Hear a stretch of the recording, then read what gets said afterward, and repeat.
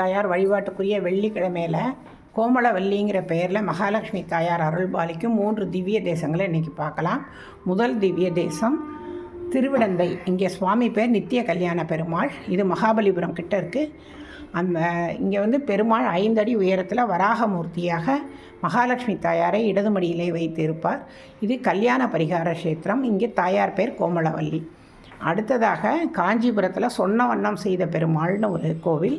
அங்கேயும் தாயார் பேர் கோமளவல்லி. ஆனால் கோமளவல்லின்னு சொன்ன உடனே எல்லாருக்கும் நினைவுக்கு வர்றது கும்பகோணத்தில் இருக்கக்கூடிய சாரங்கபாணி கோவில். இங்கே ஹேம மகரிஷிக்கு மகளாக தாமரை பூவிலே தோன்றியதால் கோமளவல்லின்னு பேர். பெருமாளை மணந்துக்கிறணும்னு தவம் இயற்றுகிறாள்.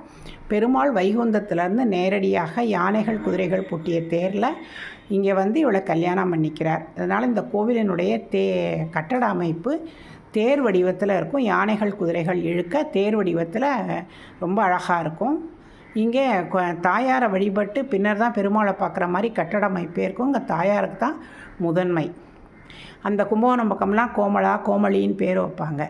கோமளவல்லி தாயார் 1532 தன்னுடைய பக்தன் ஒருவனின் மகன் வாய் பேச முடியாத பையனுக்கு ஞானப்பால் கொடுத்து வாய் பேச வைத்தாள்னு மக்கள் பெருமையாக சொல்லிக்கிட்டே இருக்காங்க.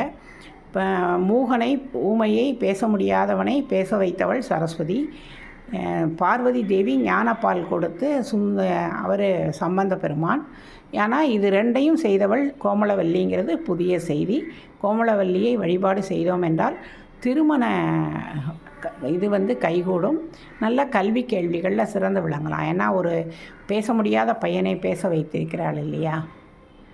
இன்றைக்கி கோமளவல்லி தாயார்ன்ற பெயரில் மகாலட்சுமி தாயார் அருள்பாலிக்கு 3 திருத்தலங்களை பக்தி செய்தோம்.